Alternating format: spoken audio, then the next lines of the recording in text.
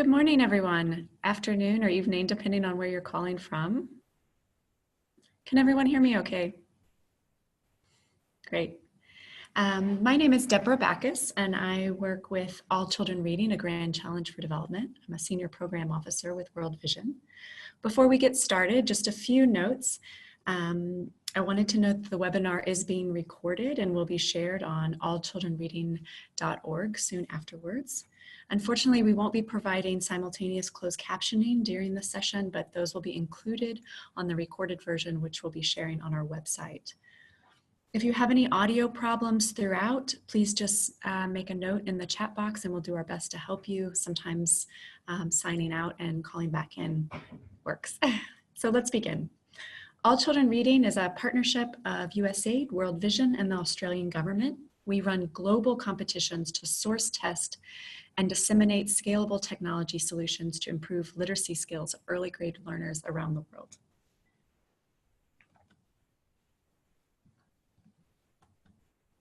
All Children Reading runs global competitions, and one of those competitions, which I think many of you are interested in, is the Book Boost Access for All Challenge. We know that there's a global shortage of books for children in many languages, but for children with print disabilities, including low vision and blindness, there is even fewer materials in accessible formats. To address this challenge, All Children Reading is partnering with Pearson's Project Literacy to drive innovation in accessible publishing. Today's webinar is intended to support those of you who want to apply to this competition as you begin developing your business models, as well as anyone interested in creating more accessible content. The focus of today's discussion is really on best practices for creating accessible images and will not focus on specific questions or issues around the Book Boost Challenge. Those can be directed to the All Children Reading email, which I'll share in the chat box shortly. Now I'd like to introduce Sue Ann Ma with Benetech. Benetech is a global leader in software for social good and is a former grantee of All Children Reading. Benetech is providing the All Children Reading partners on this prize technical expertise throughout the Book Boost Challenge. Sue Ann is an expert on accessible content creation and will be sharing her insights with us here today. Throughout Sue Ann's presentation, please feel free to type any comments and questions in the chat box. We'll do our best to ensure they're answered. And today will be quite interactive, so feel free to jump in with questions or comments or in response to Sue Ann's questions throughout. And now I have the pleasure of turning it over to Sue Ann. Thank you, Deborah, sorry. Good morning, everyone. So thank you for attending today's session, and which will be on image descriptions, and the work that Benetech has done so far in image descriptions. We'll be sharing some of the tools that we've created, as well as some of the projects that we've undergone to create descriptions for various titles in the Bookshare collection and others. So just to kind of give background on everything, Benetech's Global Literacy Program, there's actually 3 different initiatives under Global Literacy. And the first, Charles spoke about a little bit last week, is our Bookshare program.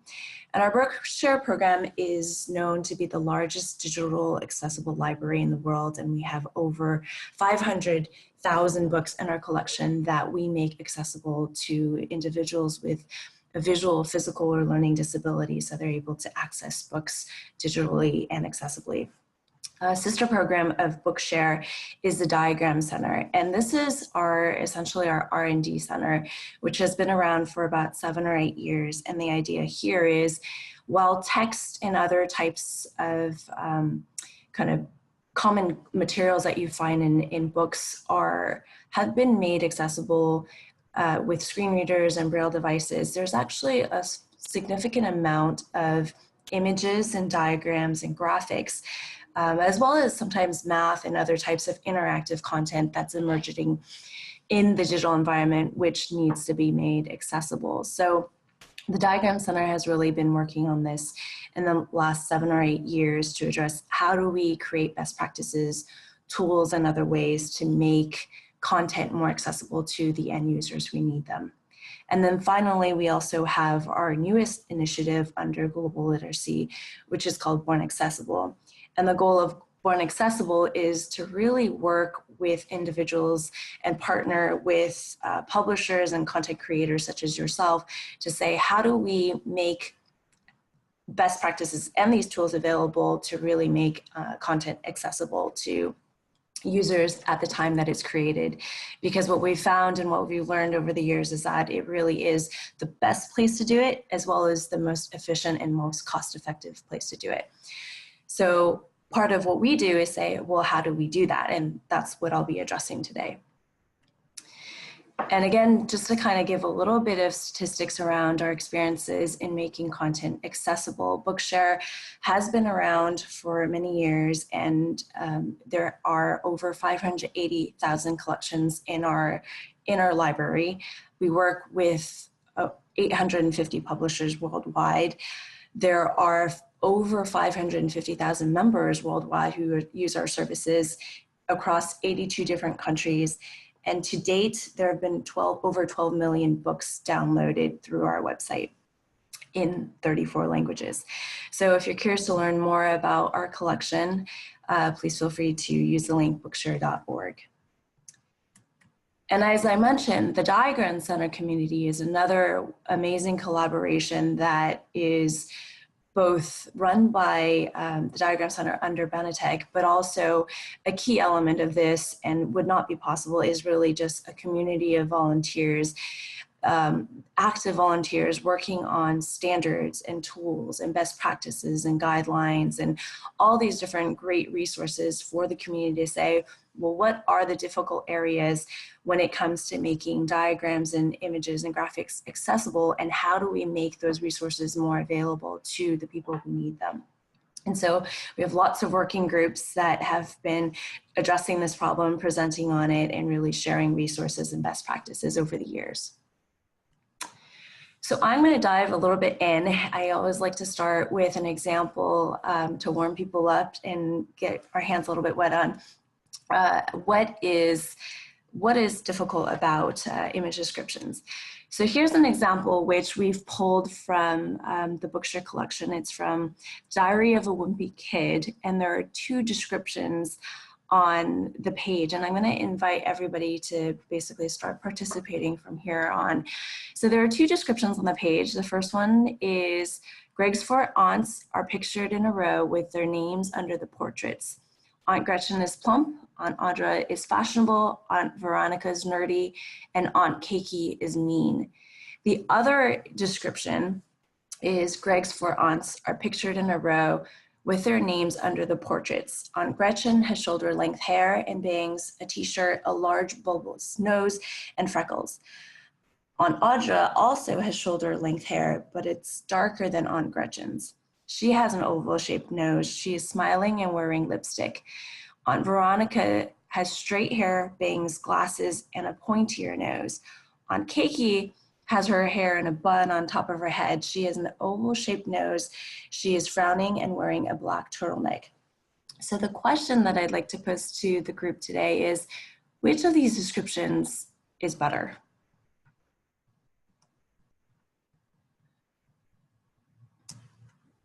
And feel free to kind of chime in, and I think everybody is on mute. So Deborah, we might need to mute everybody.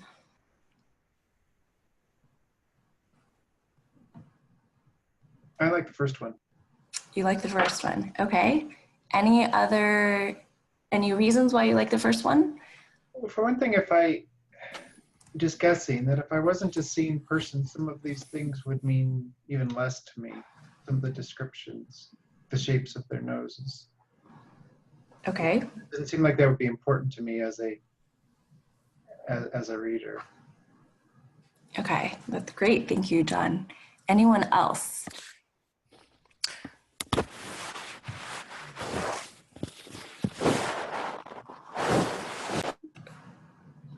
Okay, so that's a great input. And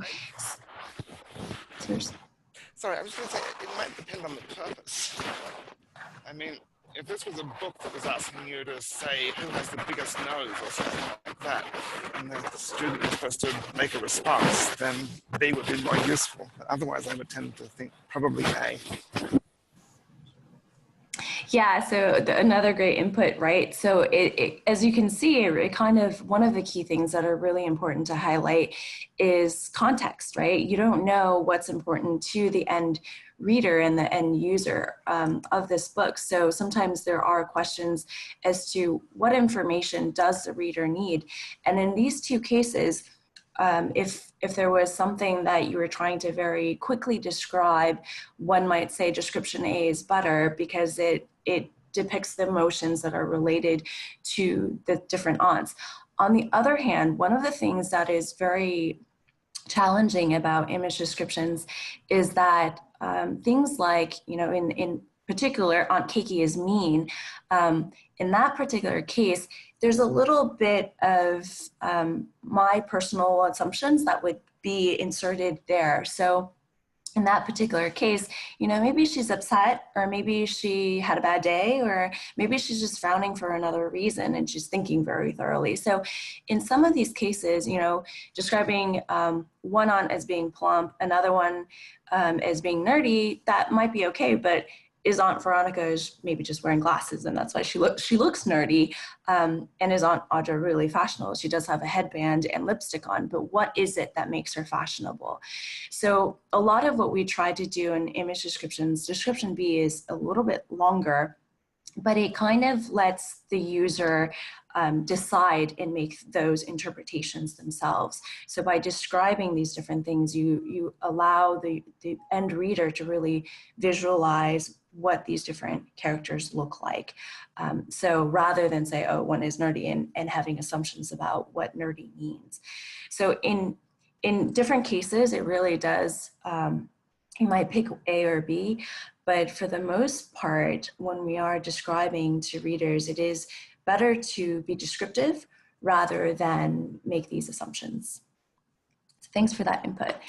I'm going to give you another example. So here is the next one. Example 2 here. So again, it's pulling from Diary of a Wimpy Kid. And this is, how do we just improve this description? So here we have a description and it reads, from left to right, a boy frowns with his mouth, so there's mouth open as a boy in a baseball cap punches him in the jaw. In front of the boy who is punching, another boy kneels down and reaches toward a shoe. Next to the boy punching the other boy, a boy stretches both arms out and has his mouth open. A boy behind him sticks his tongue out and strangles the boy in front of him. To the right of these two, another boy has his mouth open and reaches down toward the shoe with one hand while grabbing another boy by the hair with the other hand. The boy whose hair is being grabbed is flung over another boy's shoulder.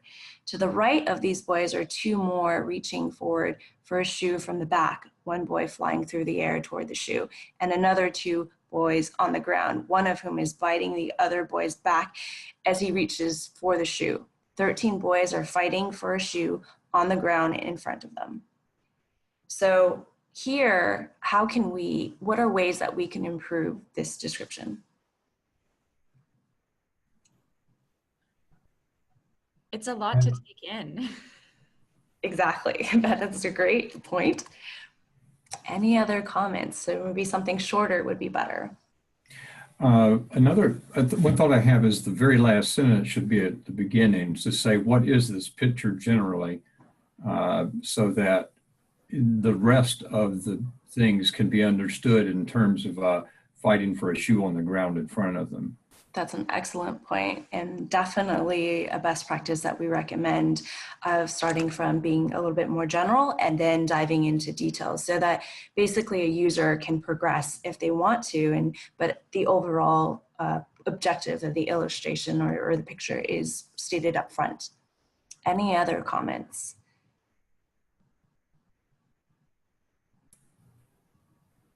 And I actually got thrown off a little bit myself in the beginning. In terms of spelling and grammar, there's a lot of punctuation mistakes, which is, surprisingly not that uncommon. It's always great when you're writing descriptions to have somebody else who is going to be proofreading it for you afterwards, because there's a lot of details that can get missed, especially with longer descriptions like this. Any other comments that anyone has? Well, I don't know in terms of best practice, but it strikes me that I'm not sure if every one of the 13 boys needs to be described, or if there could be more general, you know, one boy's punching another, another's grabbing, one's biting, that sort of thing, to give a picture of the action that's happening without necessarily giving a picture of each character and where they are in the scene.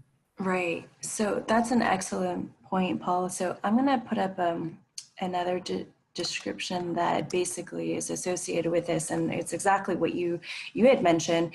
A better description actually would probably even be just saying 13 boys wrestling, or 13 boys wrestle and fight for a shoe that sits on the ground in front of them. Right? There's actually a little bit of, actually a fair bit of, it's an art when it comes to writing these descriptions, where this description could easily have explained the picture. But as Paul mentioned, perhaps somebody might want to say for the end user or the end reader that there's a little bit of biting and punching and kicking and crawling on the ground going on, but not necessarily every single boy in the picture needs to be described in detail.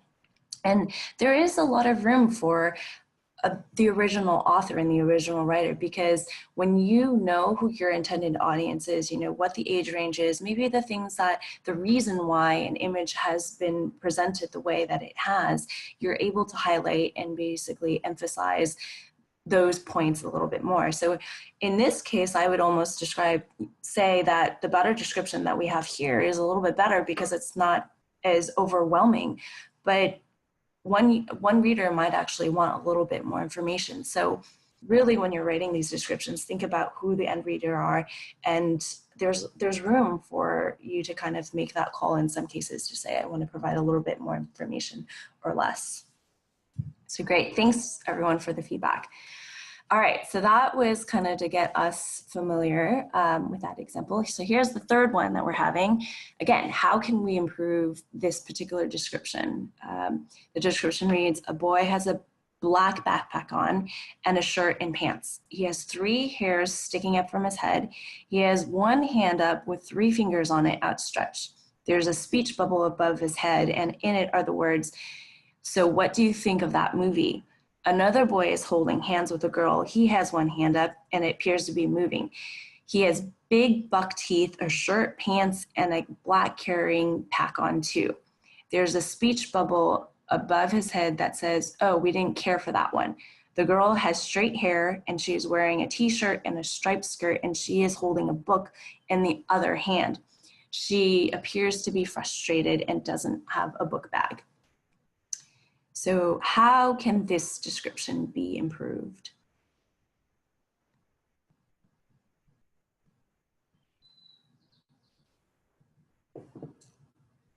This one's a little bit harder, so feel free to throw out ideas.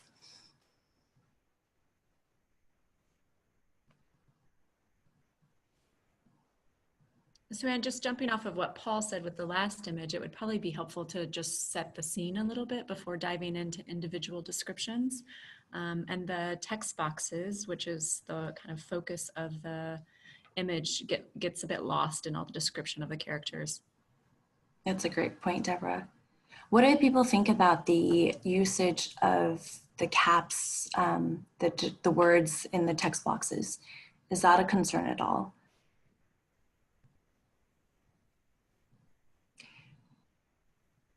So one of the things that when we find in textbooks in particular is that a lot of times the describer or the writer that's describing an image might be inclined to use exactly the same kind of emphasize, oh, it's in red font or it's in all caps and such.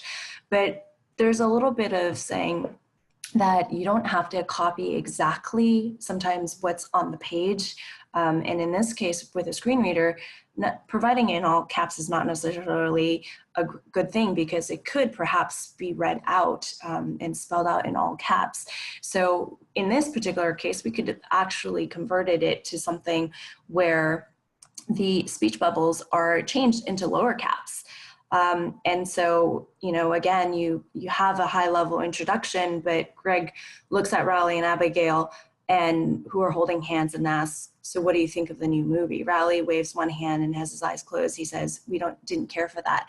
Another thing on this particular description is that if you notice, there are bags being described.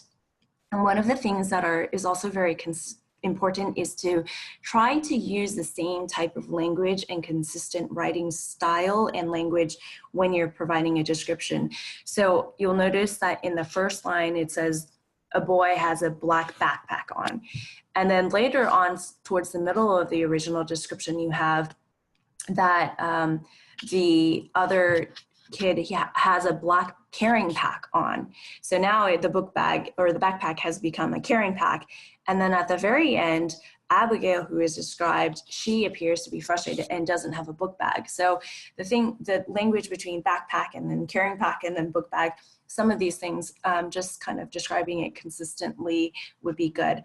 And also, one thing that is oftentimes we find in descriptions is, in this particular book, by this point, we actually would have already known the characters by name. So it's not necessarily required to have a description and just to describe the characters as the boy or the girl. And really, it's okay once you've introduced a particular character early on to really dive in and say, use their name, right? So in this case, it would be Greg, it's Riley, and it's Abigail. There's really no need to go into that extensive a description.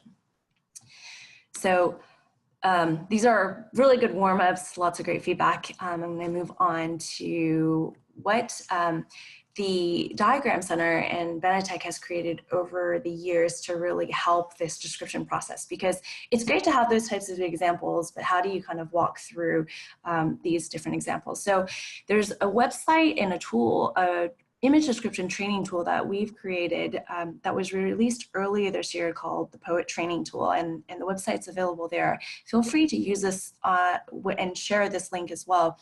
But essentially the aim of this tool is to answer a few key questions when it comes to image descriptions. The first is when to describe an image.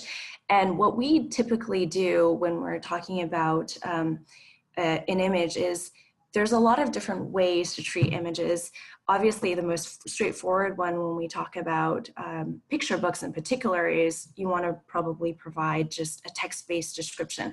But the Diagram Center has actually looked to other things, for example, 3D models or 2D tactile graphics. Or, you know, sometimes an image or a graphic doesn't actually require a description because it's already been addressed by the surrounding text, or it's decorative content. So basically the Diagram Center has worked with partners on this left, there's a decision tree that we call, where there's lots of key points that are raised when any image is addressed and looked at for the first time. And we have a series of questions and interactive exercises that we provide on this tool that basically takes a user through these key questions. So on the right side here with this particular example is, you know, the first question we might ask is, which of the following best describes this type of image? And then the user is taken through a series of questions that answer. And at the very end of this particular section, a user would then be provided information from an accessibility and describer who has expertly described how the treatment of this particular image should be. And in this particular case, you know, whether or not an image description might be required and what types of content might be important to include in that description. So this is a tool that you can feel free to try on the website. I'll share that a little bit on the website in a bit, but I just want to go through this. And then the second section of our website is how to describe. And there's two kind of buckets that we talk about when we talk about image descriptions. There's one set of general image guidelines. So on the left here, we have context is key, consider your audience, be concise, be objective, general to specific, and tone and language that you always address when you think about any graphic and image that you have. But also there are specific guidelines as well. So in this particular case, what we've done in this section of the exercise is, in this particular case, it's consider your audience. And in these examples, what we will do is provide guidelines and best practices that a user might need when you're approaching an image and talk about how you consider your audience. So for example, you want to know your target reader, what's the age, what's the culture, what's the subject matter that you're trying to address, as well as the appropriate vocabulary and the phrases that a reader might understand. And even when you're talking about examples and references, for example, in this particular case, it's the Louvre. If I talked about architecture and who the architect was, a young child might not understand who that person is or why it's important. But if I said that it's in the shape of a pyramid, that would maybe be really important for them to know the shape and what it's made out of. It's shiny and it's glass and it's nighttime. So really considering your audience and knowing how to write for that audience is really important. And in this section, basically what we have is 6 different examples where we provide guidelines that you consider. So for example, a question that a lot of people often have is, what do you do about color? If there's a diagram that is multiple colors and you know, maybe it's a pie graph and there's one section that's red, one section that's blue, one section that's green, how do you treat that? Or if there's font type in a particular painting where some type is green and some type is yellow, is it important to highlight those things? So those are the types of questions that we try to address in this section. And then finally, and there are a few examples in the how to describe section that is for specific images that are important, but the idea here is, are there specific guidelines that are important for users to know about? And in this particular case, for example, there are drawings and paintings and specific guidelines that pertain to that you might want to have to provide to the user. So here, you know, for example, always check if there are captions, and is it possible that the illustration or the painting has already been described. And if it hasn't, then describe what the key elements of it and provide the setting and the high level overview. Make sure you know what grade and what subject area that the user is providing, is being presented. And then also really stick to focusing on the image and don't introduce new ideas. So things of that sort.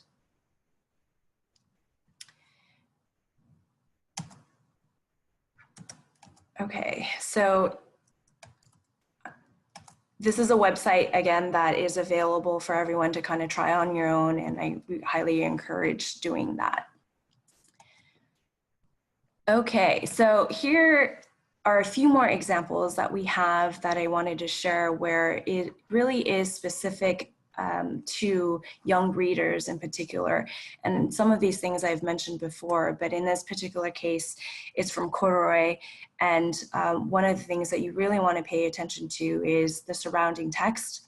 And in this case, we've talked about things like this where the description that's provided for this image addresses the specific name of the user, and not everything in the diagram needs to be described, but what is the focus? And in this case, there's a case of toys, but what we really want to pay attention to is the specific bear that Lisa is paying attention to. And here in the next example from Frog and Toad, there again is what is the key elements that we're trying to address, and what are the things that we're trying to describe here. So in this particular case, the context is really key because we learned that it's early morning and Frog and Toad are waking up.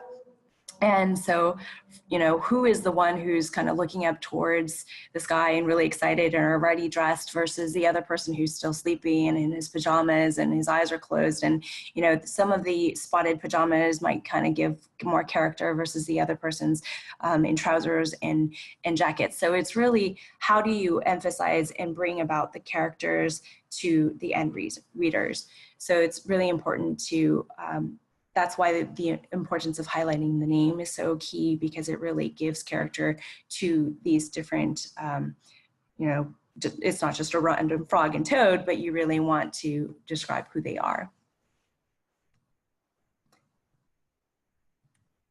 And so here, in the final few minutes, what I'm going to do is kind of go through more examples that we've brought about from different books that we found from in our collection, and talk about how we might address these different descriptions.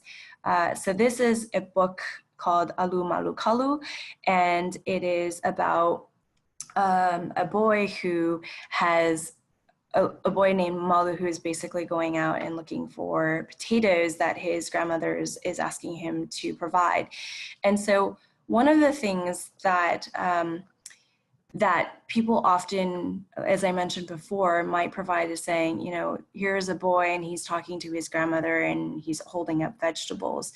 And so it's really important to have descriptions around the expressions of the characters and their interactions, right? So here, Malu is the grandson, the grandmother is Dadi, and so there's a lot of, you can tell that there's a close relationship between them, because with the open arms and she looks like she's about to embrace him, things like that is very important to share. Here's another example. So I guess maybe people want to try describing this one in particular case. So Malu, he's kind of crawling around. Is there someone who wants to try describing this particular description or this image? When you're ready to jump in, just make sure and unmute yourself. I don't want to unmute everyone at the same time.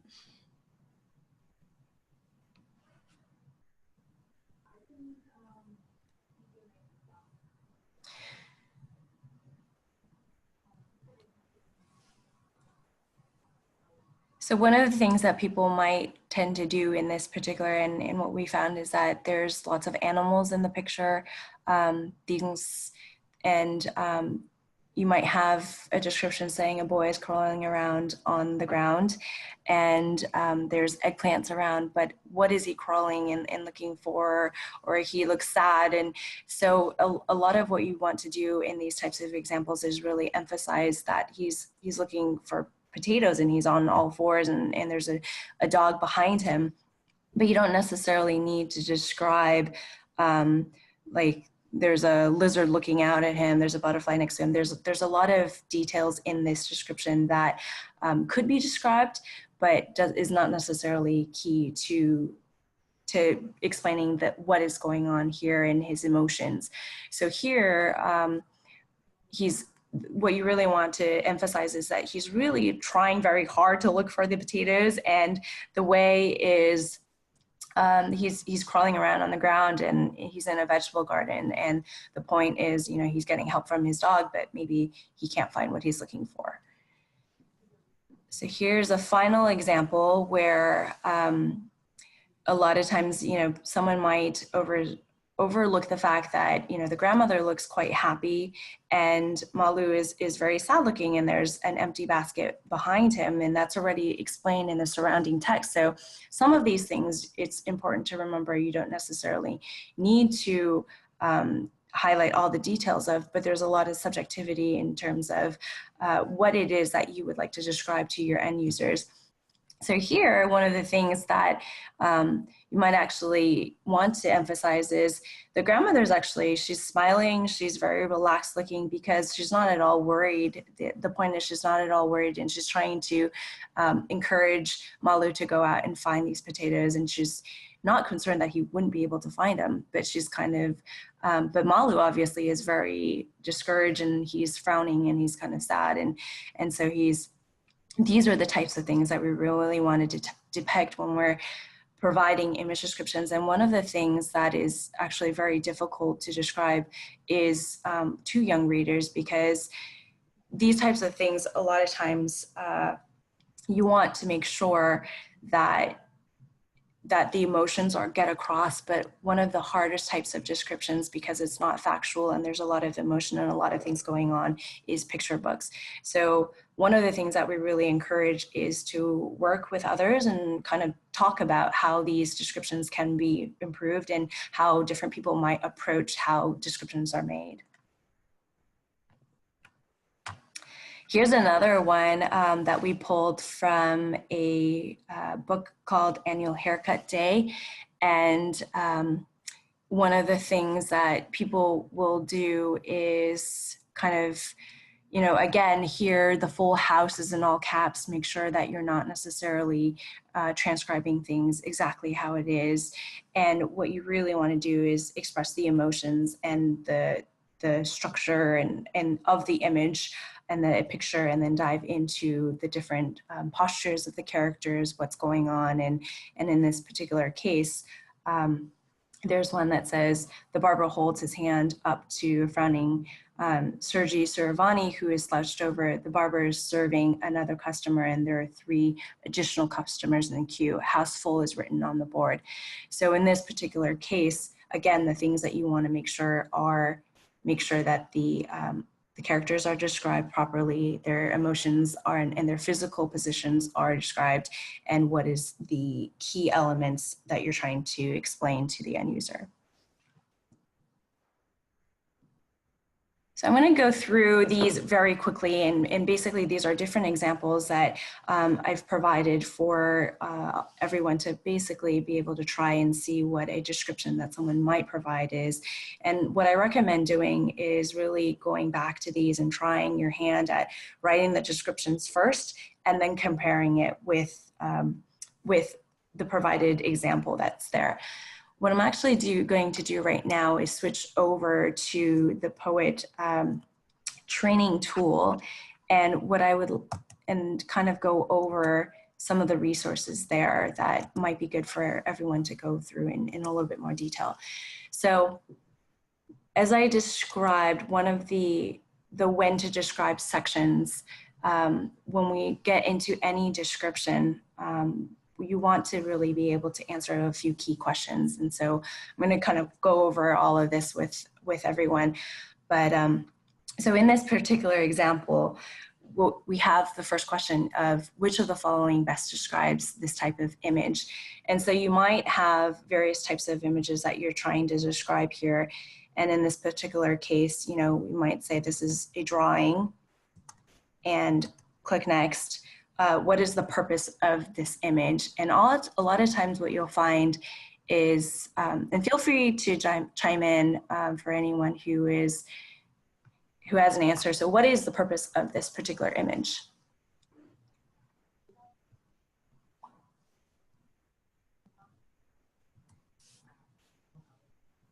Is it to provide visual interest in understanding a subject matter? Is it functional? Or it provides other information needed for understanding the subject matter? I would think that this is providing visual interest, though I would want to look at the surrounding text to see whether there's any sense in which the picture is showing something that the text doesn't. That's a great point. So here on the bottom, we actually do have the surrounding text. So does that help at all?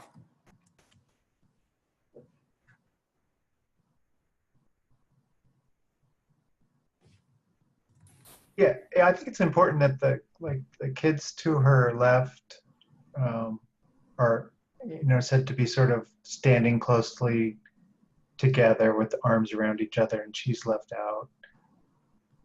Yeah, that's a great point. So going back, now that there is a little bit of context, would you say that this is visual interest only? Is it functional, or does it provide information needed for understanding the subject matter?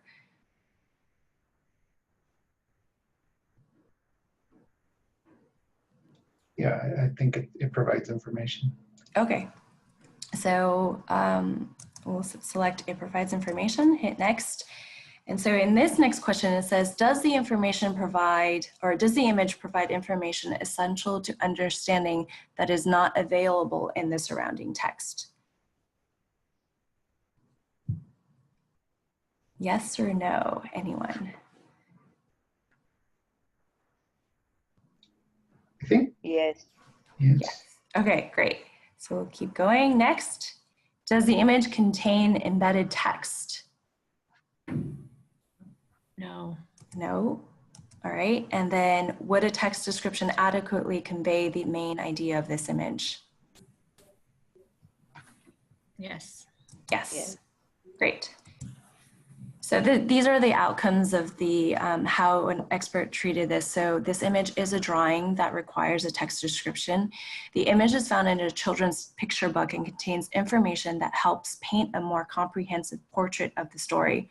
The image can be made fully accessible via a text description that provides supplemental details about the relationships and mannerisms between characters in a book. So you guys did great, and that's exactly what well, how somebody who has, who would have described it, an expert would have described this as well. So this is an example from a picture book, and I explicitly pointed it out, but actually, if, for example, we were to pick out something which is also very common, perhaps in books for younger readers, is a series of photographs. So in this particular case, another thing I wanted to show is that if you were to pick something else, you know, feel free and just try again. So in this case, it is a photo, and we'll proceed.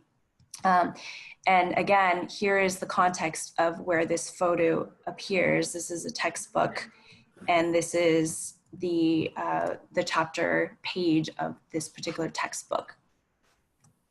So in this case, how might you all treat this particular example? Is it visual interest? Is it functional? Or does it provide information needed for understanding the subject matter?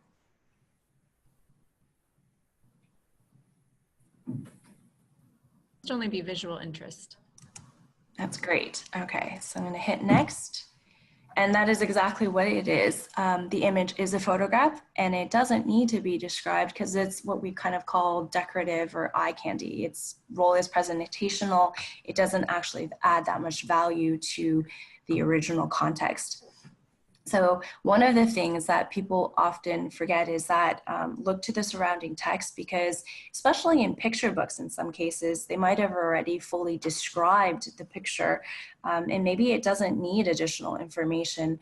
So anything that you might provide, it's important to be sure that you're not redundant in describing the same things, or perhaps an image description is not even necessary at all.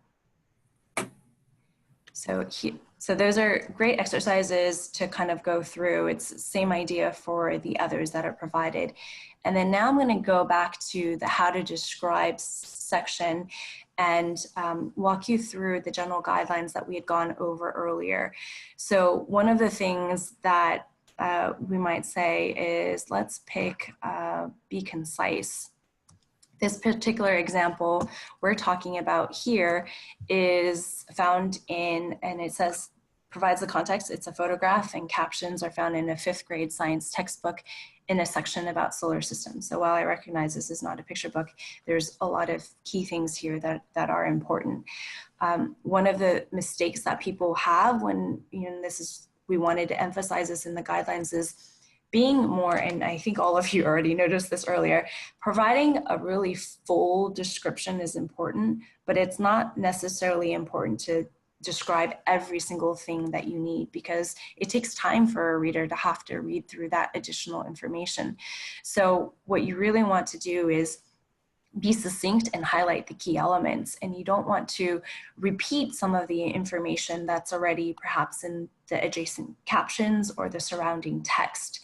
And one of the key things, for example, here, there are a bunch of rings around the sun, right? So for example, Mercury is an orange ring, Venus is a yellow ring, Earth is a green ring. These colors sometimes are very arbitrarily assigned. It doesn't necessarily add value. It might just be simply enough to say that it's a ring and not need to describe the color to someone who is not able to see that. So color is important when it has a specific function, but when it's kind of arbitrarily assigned and doesn't really add value to the description or to the content, you don't need to add the additional details to provide that, because someone might not even understand what turquoise is or what the color red looks like. And one of the things that also to remember is whenever you're describing something, make sure you stay with the contents on that are provided specifically in that diagram or graphic. So in this particular case, there are 3 options that we provide to users using Poet. And feel free to read through them, and what do you think is the best example of a description for this image here? Is it just simply figure 1.1?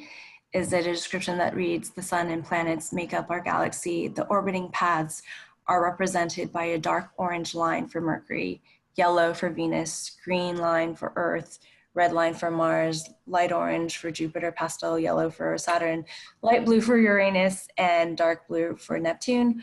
Or is it the sun and planets are in order from the distance from the sun? Pluto, previously known as the 9th planet in our solar system, is now considered a dwarf planet.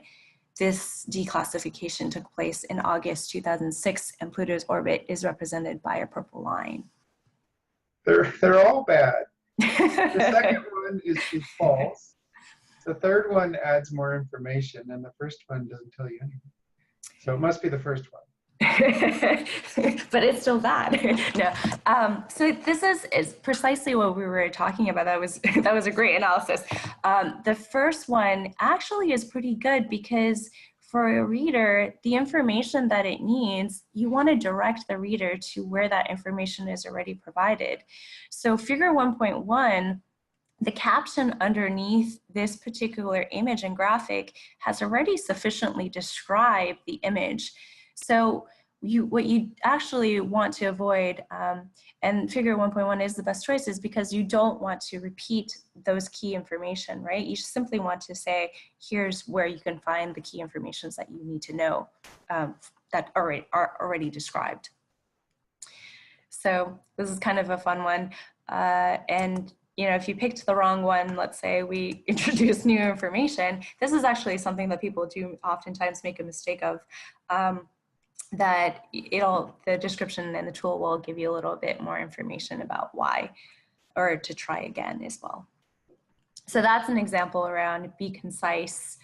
And then similar ones are, for example, in this particular case, we often find be objective as well. And this is a picture of puffins on rocks. And in these particular guidelines, we always reinforce, describe what you see, try to stick to the physical appearances and objects and actions rather than emotions or interpretation, right?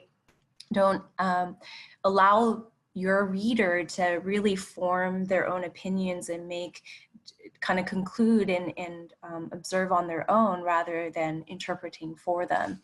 And then a lot of times there might be things that you want to omit because it's a little bit uncomfortable or it's controversial, but it's key to, if it's key to the diagram or the image that you're explaining, then you really need to highlight that. So here we have 3 options again. I'm just going to let you all read through them and decide in this particular case which is the best example. The first one is a close-up of a puffin, which is a fluffy black and white bird with bright orange feet and a colorful beak comprised by wide bands of red, yellow, and black stripes. The second option is a cute puffin doing his business on an earthy red rock. And the third is a puffin bird with white liquid projecting from its tail end stands on a rocky mound covered by white excrements. So which one is the best? And the context here is this photograph is found in a geology website discussing various events that lead to acid erosion of rock formations over time.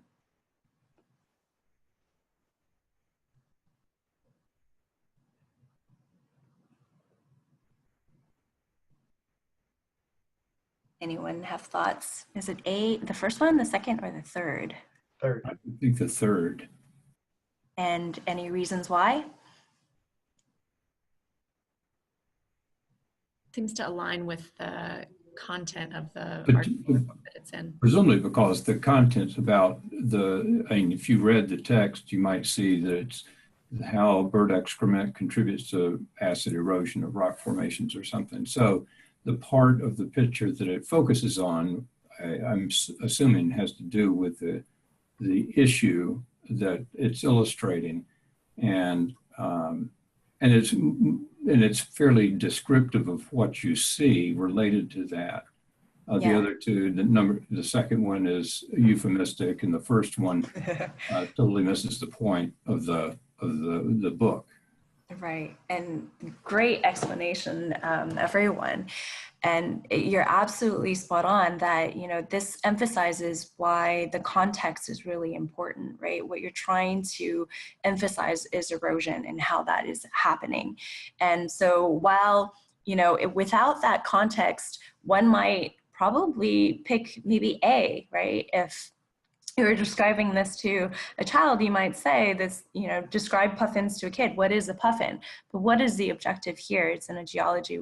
It's, as you all pointed out, it's about erosion, and therefore the third option is the best one. So great job, everyone. And this is one of the things that I also wanted to emphasize about when it comes to image descriptions. When you kind of have the basics in terms of what are these general guidelines that you need and a few examples, one of the things that people often underestimate is that you all know a lot, and you know, because you're around books so much and you're around these types of content and you know your end users, you actually know a lot more than you think. And a lot of times you just need a little bit of reinforcement to have someone say, hey, you're on the right track. And so that's what we had done, I don't know, dozens of what we called image slams or describe-a-thons over the years, where we tried to crowdsource volunteers to describe images. And one of the things that we found is that, you know, people didn't have a good lay of the land in terms of what are the general guidelines that and the specific guidelines for certain types of images that you might want to present. But also a lot of times when they had a lot of exposure, they knew a lot more than they thought. And so the aim of this tool is to kind of reinforce that confidence, because that's one of the biggest things that we're trying to emphasize with this tool. Okay, so again, so there are a few other examples that you can feel free to try on your own and on your own time, but I also did want to emphasize, because a lot of the content that we're going through today is specific to younger readers. Here are examples that you might have, and I'm going to pull this cartoons and comics one up specifically because this did come up last week, and there was questions about when there is embedded text in an image or diagram, what do you do with that surrounding, or what do you do with that embedded text? And this, we had an example of this earlier, but in this particular case with cartoons and comics, and you can again view the context of this particular book. It's in a textbook, and it's around, the textbook's called Work, Power, and Machines. And so in this particular example, here are the guidelines. It says, describe the picture, first to give a setup, and then write out the text provided. And then the text may be edited if it would not make sense unless there was a long explanation. So similar to what we said before, make sure you set up the description generally and then dive into the details, and you can provide that text. But sometimes you might not want to present the text exactly as it is. So in this particular case, actually, you might want to, but not all of them pertain in this way, and you don't need to necessarily, however, present it in all caps or emphasize that there's a little bit of cursive for the author on the bottom left. In this section, what we try to do is basically present an example for people.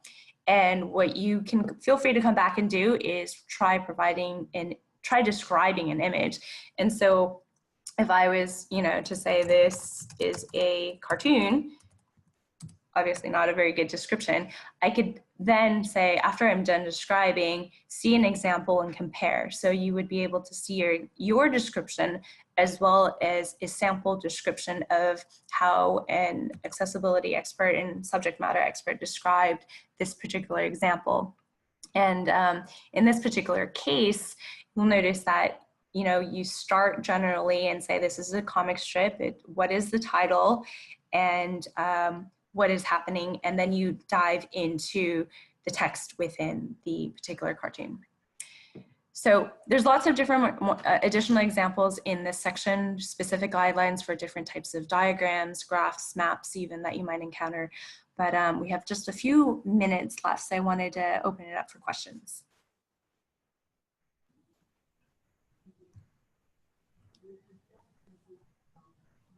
So Anne, can you tell us a little bit about the most common errors that you see in image descriptions related to children's books?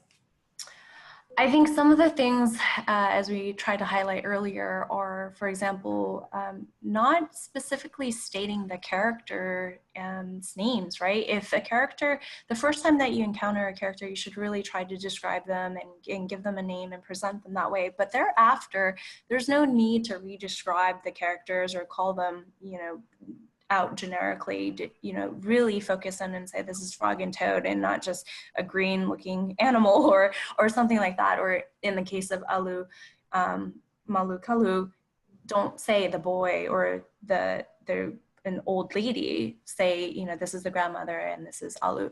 So really focusing in on that. Another thing that I think people tend to overdo is providing really elaborate descriptions where, you know, the key emphasis is on a certain area and the description is much longer. So those are probably the two most common things that we encounter.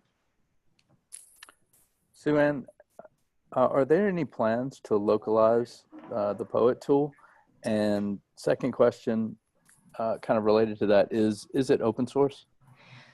So the second question, open source, yes, you can feel free to use this, share this, provide it anywhere. I mean, it's basically a web content. So the tool itself, you can feel free to just point people towards us. So the contents inside, though, we did have to get special permission. So for example, in this particular case, you see it is a Pearson education book. So we did have to get special permission and citation to use some of these different graphics. But in terms of localization right now, it really is just in English. We have not really heard demands for localization, but if there are specifics, we can add more examples to the site, or we can localize it if there really is a demand for that.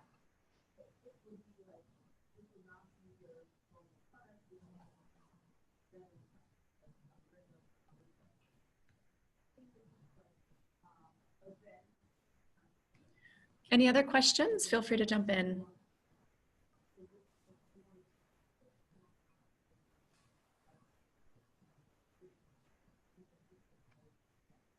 Are there any specific colors that we need to use for illustrations for people who are losing their vision? So for people who are losing their vision, do you mean in the descriptions or in the original? I'm not sure if you mean the original illustrations and diagrams that you might be providing. Yeah, the illustrations and diagrams. So in the original, I'm not sure that there's specifics. I think what you would want to do is just stick to how, I mean, one of the things is the accommodation that would be provided and to people who are losing their sight are most likely going to be these image descriptions so that they can access it another way. And particularly if someone is blind, they would be able to hear the descriptions. So I think there are so many different types of visual accommodations that you might have. Some people have better, they're able to see certain colors better than others, that you might just want to stick with how you would want to present the illustration to all of your readers, and then add these accommodations using text descriptions or some other type of accessible accommodation.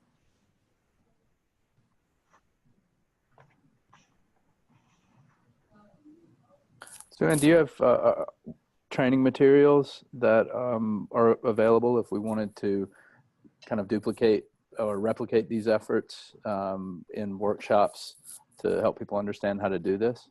We do have some, so we'll be sharing the PowerPoint, and feel free to pull examples directly from the PowerPoint. And also this site has actually a few dozen more examples that you can pull from. Because the Diagram Center is primarily focused on science, technology, and engineering and math content, the materials that you'll see on the site might be a little bit heavier towards that side. So, but if you have specific requests of, you know, different types of pictures and illustrations and picture books that you do want more examples of, feel free to reach out to us, and we're happy to help and find some if that would be helpful for you.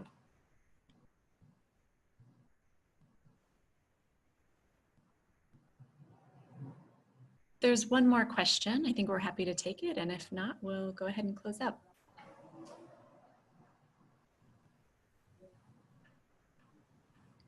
All right, well, thank you everyone for joining the discussion today, and thank you to Sue Ann for such great insights and examples. As a reminder, we'll be posting the presentation and recording of this webinar on our website at allchildrenreading.org. If you go to our website, I'm going to share the link right now. You can access the presentation from last week, and the recording will be coming up shortly. I just shared in the chat box the link for that. For those of you competing in the Book Boost Access for All Challenge, we look forward to receiving your submissions on January 19th. And thank you, everyone. Have a wonderful day.